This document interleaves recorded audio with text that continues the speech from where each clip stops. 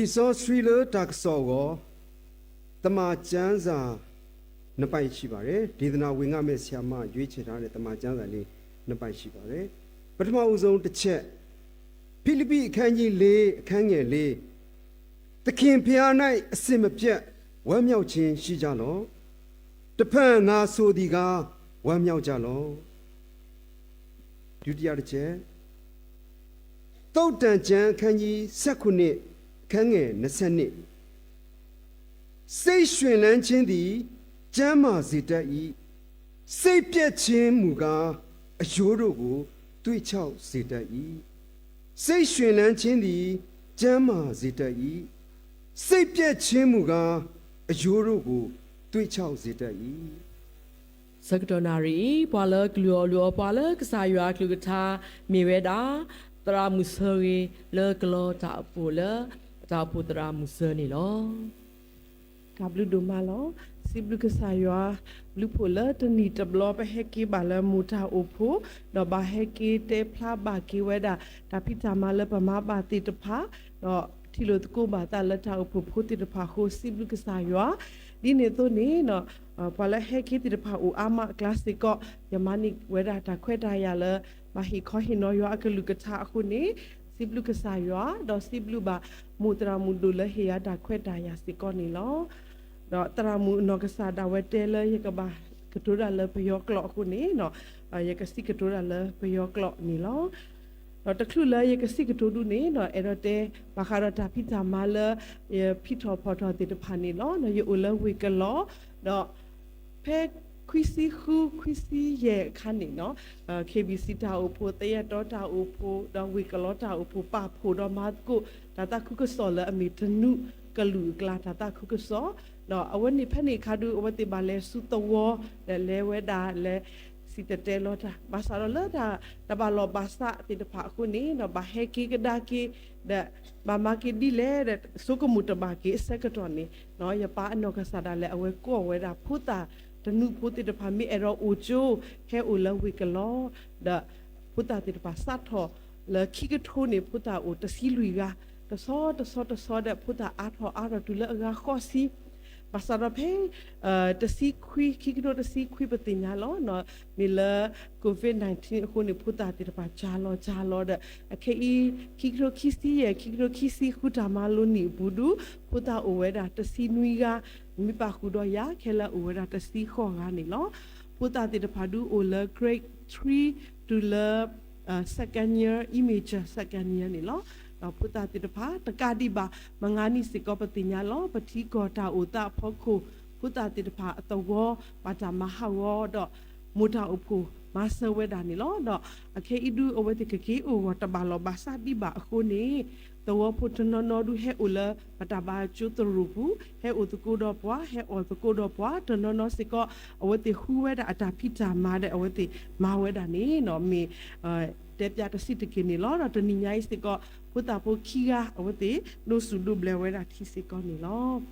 ตาบลูลอเนาะปะกะเลลตากะซอนิลตากะซอအခုတော့နေမိဝဲတာตาคูလကစားအပူတကေเนาะတခင်ဖျားနာအစမပြက်ဝမ်းမြောက်ကြလောဆိုတော့ကျမဘာလို့ဒီကောင်းစင်ကိုရွေးချယ်ရလဲဆိုတော့ကျမတို့ရှောက်လန်းရတဲ့ဘဝအခုကျမတို့ကြည့်တဲ့အခါမှာမောကြเนาะတယောက်နဲ့တယောက်မောပုံချင်းတော့မတူဘူးမောပန်းကြတယ်ပင်ပန်းကြတယ်ပို့ပြီးတော့မှလည်းပင်ပန်းလာတယ်ဆိုတာကိုခံစားမိတယ်ပေါ့ကျမတို့ကိုယ်တိုင်မဟုတ်ဘူးရှင်ပေါလုကိုယ်တိုင်လည်းပဲသူလည်းပဲညီးတွားတယ်ဆိုတာကိုတွေ့ရတယ်ဒီကောရိန္သုဩဝါဒစာအခန်းကြီး7အငယ်29မှာငါမနွမ်းရည်ပဲအဘယ်သူနွမ်းရည်သနည်း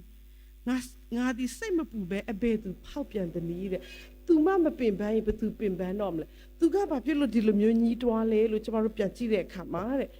ငါးချိန်မြောက်အောင်ယူရလူတို့လက်တွင်ဒဏ်ချက်40တစ်ချက်ရော့ငါခံရပြီတဲ့နော်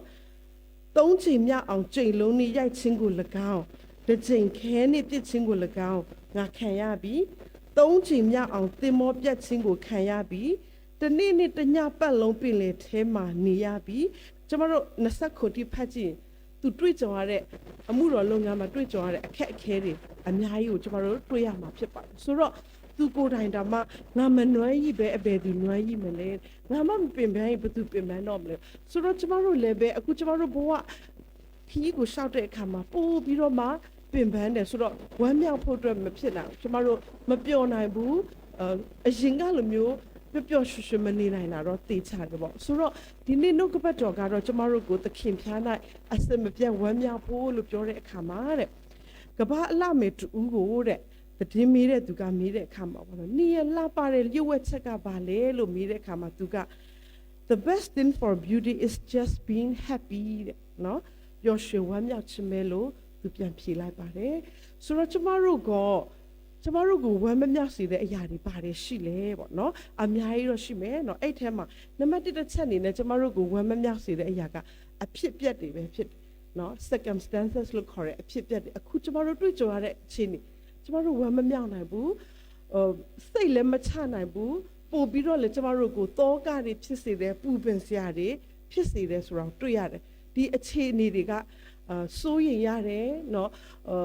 အခုဆိုရင်ကျမတို့အရင်တစ်ပတ်ကဆိုရင်ရွေးကောက်ပွဲပြီးတဲ့အခါမှာပို့ပြီးတော့မှစိုးရင်ရကလေးတွေကိုသူတို့ခေါ်ဖို့အတွက်ဆိုတော့ဒါတွေကပို့စိုးရင်ရတယ်ဒီအဖြစ်ပြက်တွေနော်ငလင်လုတ်တယ်နော်ကျမတို့ကလောမှာအရင်ထူးခြားတဲ့တောင်ပေါ်မြို့ဖြစ်ပေမဲ့ရေအကြီးအကျယ်ကြီးသွားတယ်တော်တော်ကိုအခုချိန်ထိ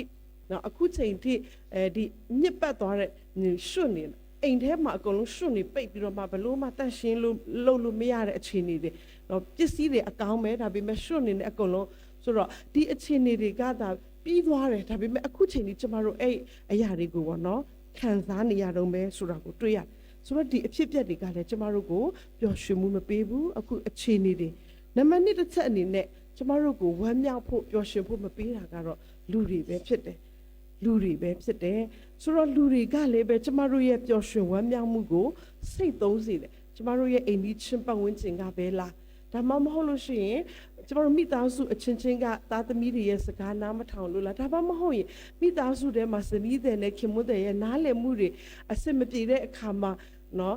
ကြောက်ကဆတွေဖြစ်တဲ့အတွက်ကျမတို့ဝမ်းမမြောက်နိုင်တာလားကျမ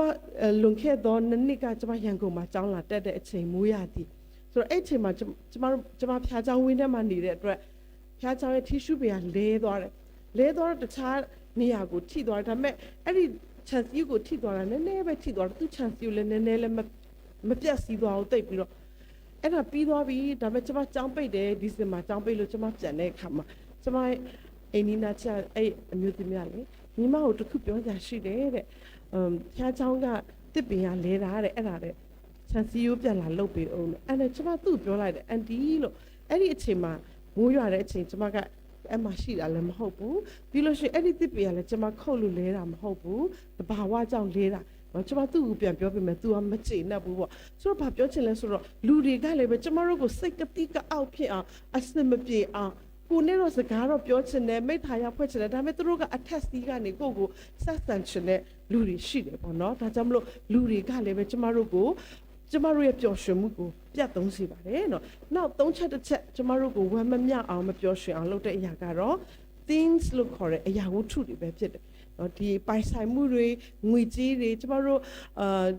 ကားတွေဆိုင်ကယ်တွေဒီအရာတွေကလည်းကျမတို့ကိုပျော်ရွှင်မှုမပေးနိုင်လိုချင်ကြတယ်ကျမတို့ပိုကောင်းတဲ့အရာပိုပြီးတော့မှစိန်ကြမဲ့အရာတွေ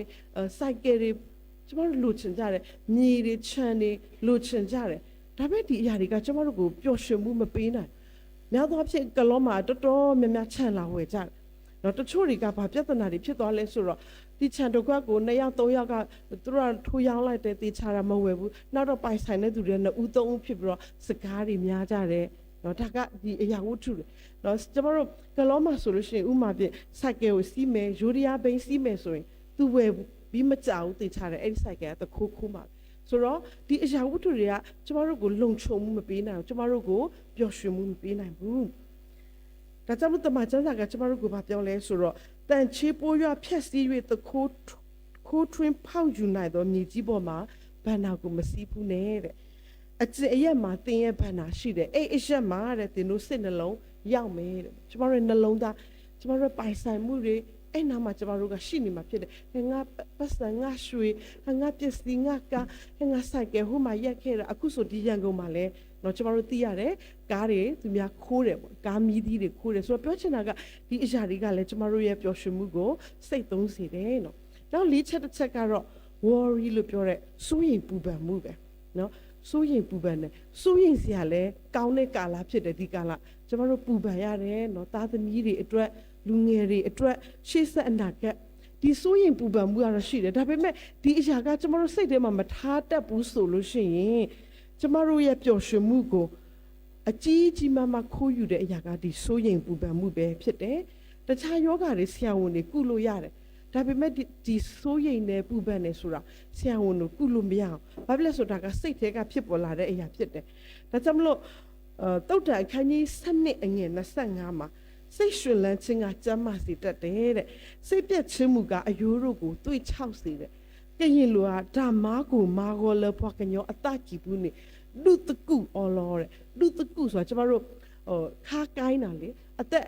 အရင်ပင်ပန်းနဲ့လောက်ရတဲ့အဖိုးဖွားတွေဆိုပင်ပန်းတဲ့အတွက်တဖြည်းဖြည်းနဲ့အသက်ကြီးလာတဲ့အခါမှာခါတွေကကိုင်းသွားတာဆိုတော့ဓမ္မကိုမာဂောနေတဲ့လူတကူဘွာလောတဲ့ကျမတို့အရင်ပူပန်တဲ့အခါမှာကျမတို့ကိုခါကိုင်းစေတဲ့အထိကျမတို့ကိုဒုက္ခဖြစ်စေတယ်မြန်မာလူကတော့အယိုးတွေကိုတွေးချ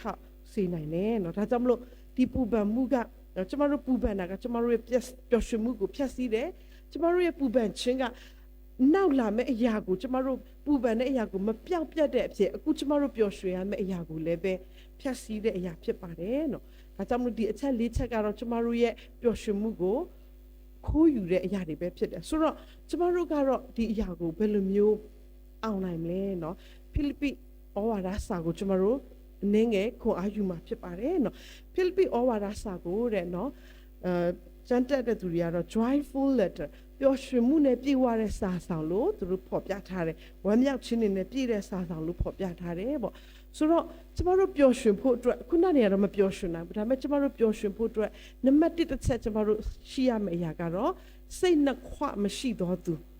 single mind စိတ်နှခွမရှိတော့သူယာကုပ်အခန်းကြီး1အငယ်8မှာကျမတို့ဖတ်ကြည့်စိတ်နှခွရှိတော့သူပြုလေသမျှတို့၌မတည်ကြည်တော့သူဖြစ်၍သာရဖျားဤလက်တော်မှတစုံတစ်ခုကိုရမည်ဟုမထင်မမှတ်စေနှင့်ကျမတို့တန်တရားရှိမယ်စိတ်ကဇဝေဇဝါဖြစ်မယ်စိတ်နှခွရှိမယ်ဟိုဟာလောမလားဒီဟာလောယုံကြည်ခြင်းကလည်းပဲ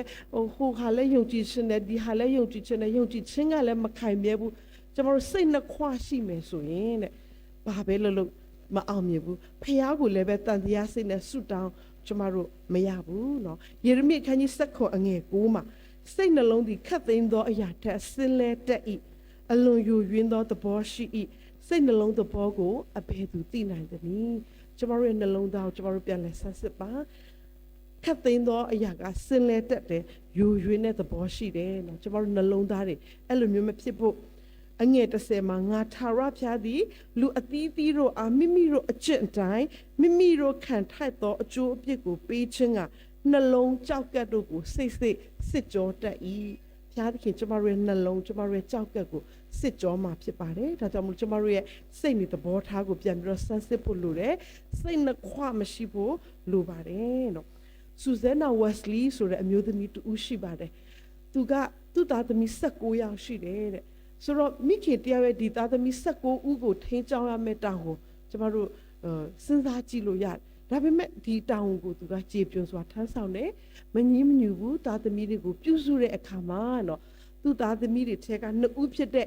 John Wesley နဲ့ Charles Wesley ဒီသား2ယောက်ဟာဆိုရင်တကယ်ပဲအတင်းတော်တမိုင်းမှာနာမည်ကြီးတဲ့နော်သား2ဦးဖြစ်လာတယ်ဆိုတာကိုတွေ့ရပါတယ်နော်အဲ့လိုပဲ Fanny Crosby သူအသက်6လအရွယ်မှာမျက်စိမမြင်တော့ဘူးဒါပေမဲ့လည်းဒီမမြင်တဲ့အပေါ်မှာသူစိတ်ဓာတ်မကျဘူးအကောင်းဆုံးအသက်ရှင်တဲ့အခါမှာတချင်းရေးတဲ့သူတူဖြစ်လာပါတယ်เนาะဒါကြောင့်မို့ကျမတို့ရဲ့ဘဝအသက်တာမှာရှောက်လန်းရမယ့်ခရီးမှာစိတ်နှခွမရှိပဲစိတ်ကိုတသမတ်ထဲထားပြီးတော့မှယုံကြည်ခြင်းကိုဖခင်အပေါ်မှာနက်နက်ရှိုင်းထားပြီးတော့မှ